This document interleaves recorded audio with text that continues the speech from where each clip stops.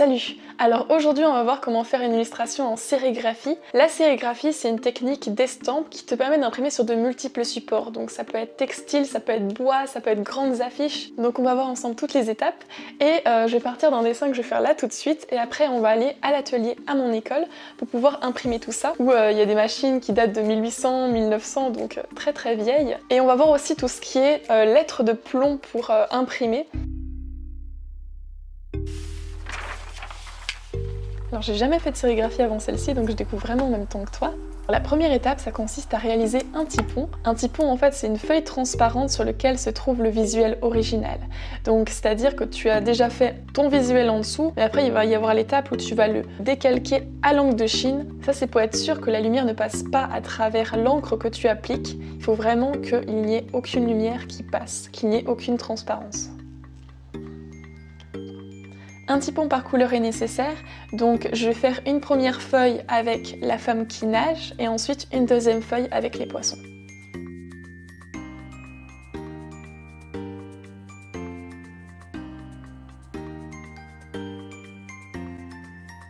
Ensuite, la deuxième étape, ça consiste à enduire un écran à l'aide d'une racle.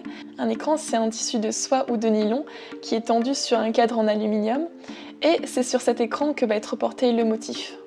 Donc une fois que l'écran a séché, on l'expose à un rayonnement ultraviolet et cette étape s'appelle l'insolation. On pose l'écran sur le typon et on active l'aspiration. Ça c'est pour que le typon soit bien plaqué sur l'écran puisque le grand principe technique de la sérigraphie réside justement dans ça, que le typon et l'écran soient bien en contact sous une lumière très forte. Quand j'ai dit tout à l'heure qu'il fallait de l'encre de Chine qui ne laisse pas passer la lumière, c'était justement pour cette étape-ci, car ça permet de protéger vraiment certaines parties de l'exposition. C'est grâce à cette étape qu'on a reporté le dessin sur l'écran, mais pour qu'on puisse le voir, il faut encore le rincer à l'eau, et cette étape s'appelle le dépouillage.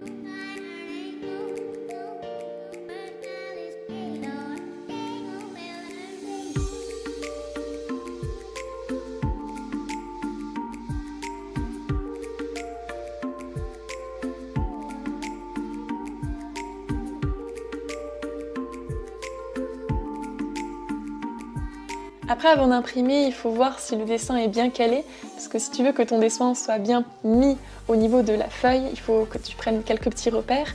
Donc j'ai mis des taquets, ce sont les petits bouts blancs que tu vois ici, et qui me permettent en fait de repositionner la feuille toujours au même endroit. Et ça c'est vital pour les impressions en plusieurs couleurs, comme ça tu retrouves toujours bien ta feuille positionnée. Pour imprimer, c'est très simple, il suffit de mettre l'écran à une charnière, de prendre une racle et de la tirer vers soi, ce qui fait que l'encre est déposée sur le tissu à travers l'écran. Alors là, je te montre la méthode en atelier, mais sache qu'il existe aussi des kits de sérigraphie maison où tu peux vraiment faire ça chez toi. Et ça, je ne le savais pas avant, c'est Nicolas qui me l'a appris sur Instagram, puisque lui, quand il était étudiant, il a fait ça justement avec d'autres personnes de sa classe.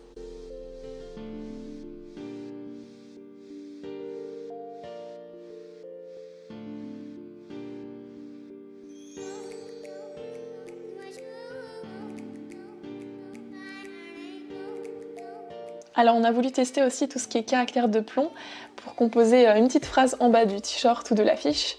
Et pour cela, on est allé regarder dans les nombreux tiroirs avec divers petits caractères. Certains sont vraiment très petits, minuscules. Il faut vraiment regarder de très près pour voir quelle lettre c'est, voire même avec une loupe des fois.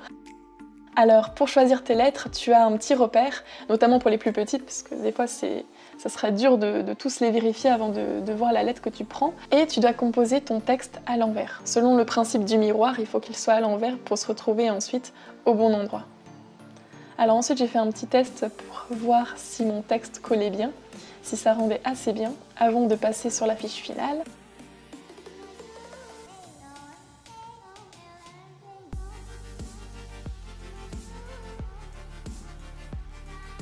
Donc j'ai passé la presse et je me suis dit que le tiret du milieu était assez grand, trop grand, donc j'en ai choisi un plus petit par la suite. Et une fois que tu es assez satisfait, tu passes à la grosse machine, à la presse, et pour cela il faut bien positionner ton texte, et ce avec beaucoup de pression pour pas que ça bouge. Donc on a des petites vis à tourner. Et une fois que c'est fait, il suffit de positionner la feuille et d'accompagner le mouvement pour que ça imprime bien droit.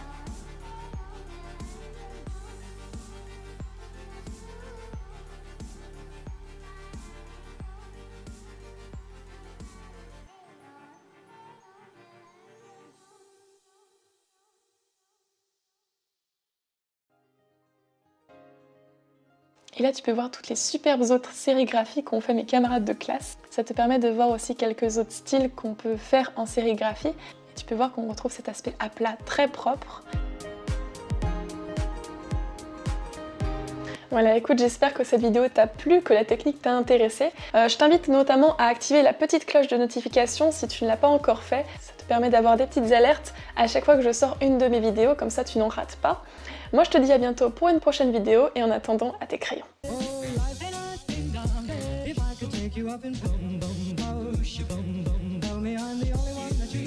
Life could